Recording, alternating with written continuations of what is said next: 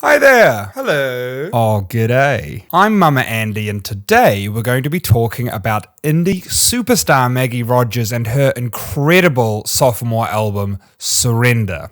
Let's get into it. Mama Andy's got a song for you. On the 29th of July, Maggie Rogers released her sophomore major record label album called Surrender. It was an instant hit, and myself, along with many other people, were transfixed by her vivid storytelling, creative songwriting, incredible voice, and the fact that she self-produces. She's signed with Capitol Records, and in 2019 she released Heard It in a Past Life, her studio debut album, to massive acclaim. She's had her debut SNL performance, she's had a Grammy nomination for Best New Artist, she's performed sets at every festival under the sun, but before any of that, there was the infamous Pharrell video. It was 2016, Maggie was studying at NYU. Her lecturer invited none other than Pharrell Williams to sit in on a production and songwriting class and give some notes to the artists.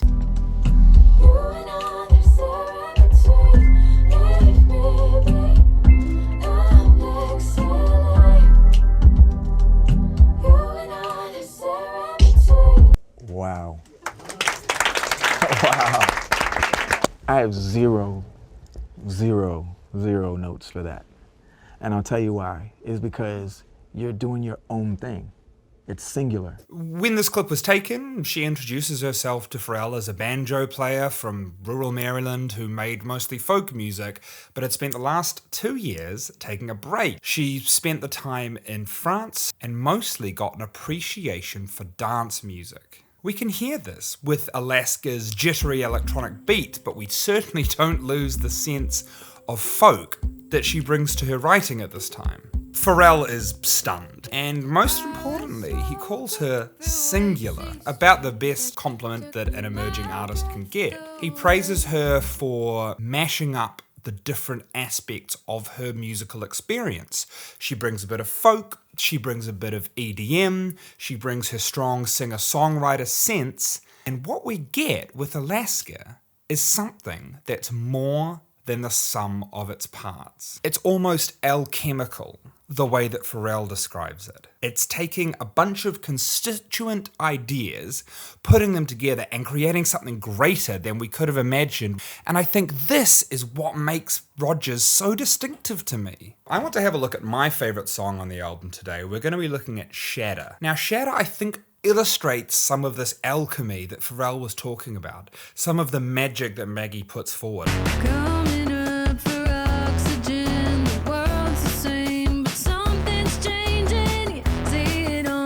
Cool. Coming out. So the presence of a D natural in there means that we can't be in E major, and it's more likely that we're in A major as our home key, which means we're starting on chord 5. Ba-bop, ba-bop, ba-bop, ba-bop. So already we have the sense of suspense. We have some energy that's boiling up and waiting to be released. We're not starting on the home chord. Calling out for oxygen. We're starting on the dominant. Calling out for oxygen. With the dominant, we always want to be pulled home. So it's a chord, the E major chord here, that's pulling us back to A major. What we really want is 5, 1. But instead, we get 5, 4, back to 5.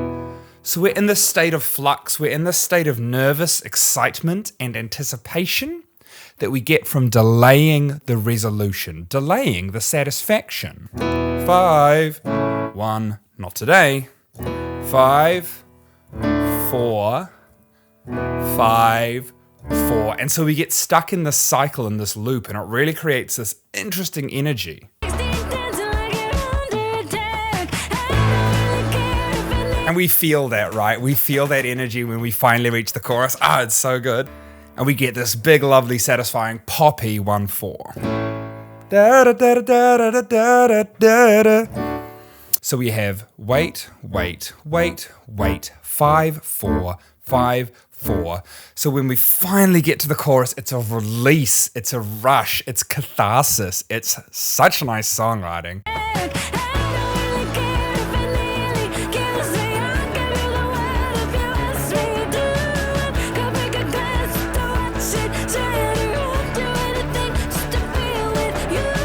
And we also hear the texture explode when we get to the chorus. I rewind and have a wee listen. It goes from a really, really thin texture to the bass drops down an octave, the synths come in, the guitar starts pumping a little bit harder, and we get this cathartic, satisfying chorus. So already she's playing with momentum. You see what she's doing? She's stretching us through the verses and the pre-chorus, delaying the satisfaction, landing us really clean on this big chord 1 with thick texture, with gratifying orchestration, but this wee cheeky 2 at the top, just to keep us wondering. The bridge is where she really starts to kick the momentum into a new gear.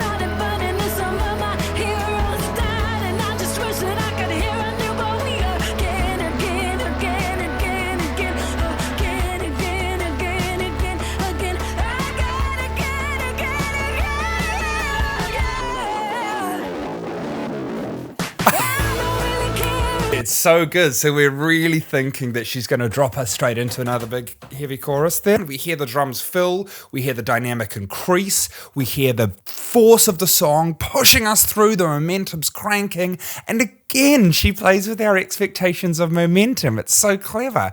Then instead of going straight again, I don't really care if it nearly kills me, we have this delightful 2 bars of a guitar solo there. It's fuzzy, it's distorted, it's cool, it's really well produced, it's compressed so it sounds quite tight, but it's not what the ear expects to hear there. We really want to go into another chorus because we've been taught how cathartic that chorus is, how good that chord 1 is going to feel, and instead of letting us have it immediately, she just makes us wait a tiny bit longer, and I love it so much. It means when the chorus hits, we feel, oh! Here we go, and we want it to be here.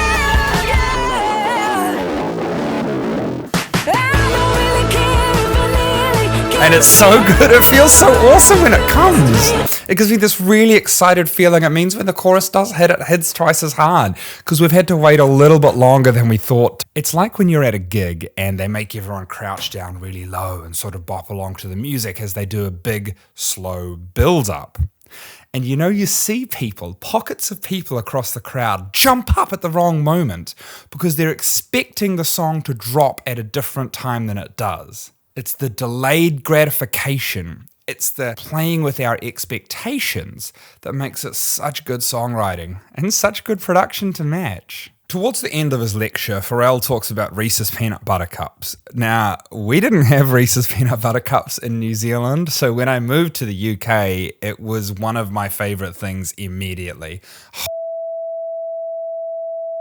What a good bit of chocolate that is. Of course, when Pharrell was talking about it, he actually had a point to make. But think about it, right? Like chocolate on its own is amazing, but so is peanut butter. But somehow, someone said, that's what happens when you allow different worlds to collide and find the most beautiful angle in it. That's where it is.